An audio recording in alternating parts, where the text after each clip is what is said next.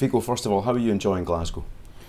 Well, I've been here just a little over 24 hours and it's been a great reception. Yeah. We've been spoiled.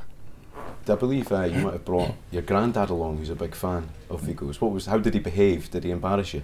No, he was very well behaved. You got on quite well. We ended up after the movie. We spent a long time talking about all kinds of things. Yeah, carpentry. He's a special man. My granddad. Seabirds. That kind of stuff. Stuff I won't talk to him about. You know. Sounds rock and roll for an after party. Solly, you're an Orkney boy originally. Yeah. Is that right? I am. Yeah. So if you were taking Viggo to visit Orkney, where would you take him and what would you show him? Oh man, I don't know. I've got to take him to my grandparents' house probably. They've got a lovely little house just on a farm in Kirbystadt, and there's this big hill that kind of you can walk over, and then you see out onto the Atlantic and the cliffs and stuff. And every time we go up and visit, we walk up there with my granddad. He's a fit man, 75, but he still doesn't look it. No. No. So I'd definitely be that. If you're up for it, I am up next for week it. maybe. Yeah. Now, last night you were given an award, Viggo, so congratulations. It was a real honour. Glasgow Cinema City, the inaugural award. Yeah, it's a special award because they're celebrating not just someone each festival, I guess they'll do, but it's celebrating the going to see movies in a movie house, you know, and that was a great one. We saw the movie in last night.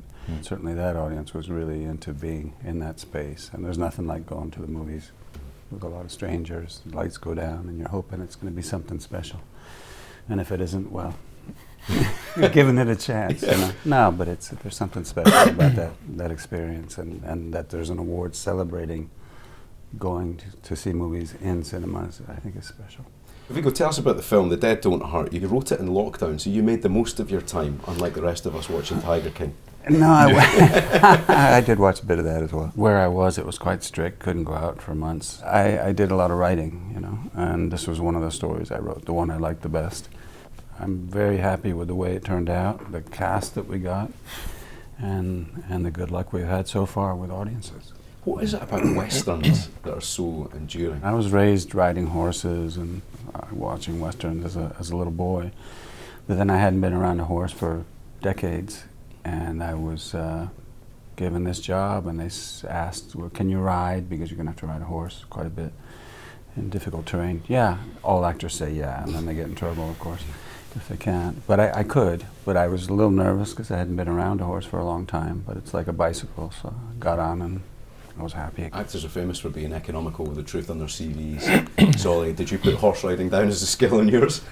Yeah, I think I did. Yeah. No, but because I had ridden. You know, he could do it. Yeah, it was. I could do it. I could sit on a horse and it could move. But he arrived in Mexico. Our horse master Rex Peterson, a real cowboy. A real, yeah. Yeah, the realest cowboy you'd ever meet.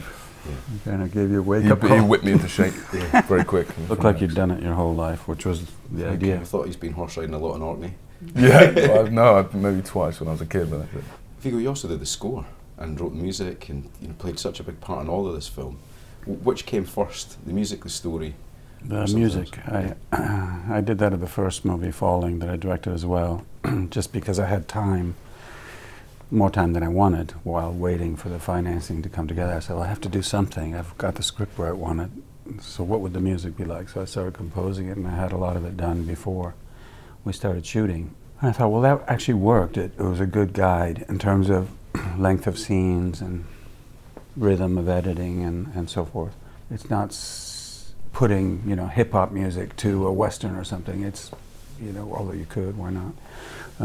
In this case, I was trying to be respectful of the genre and the period, just like all the details of our clothing and everything that you see in the movie is accurate. The music it's original, but it's reminiscent. When you hear certain melodies, I think you feel like it's 19th century, maybe Celtic origin, North American music from the period. So how was it finding out you had the part when you were cast by Viggo Mortensen?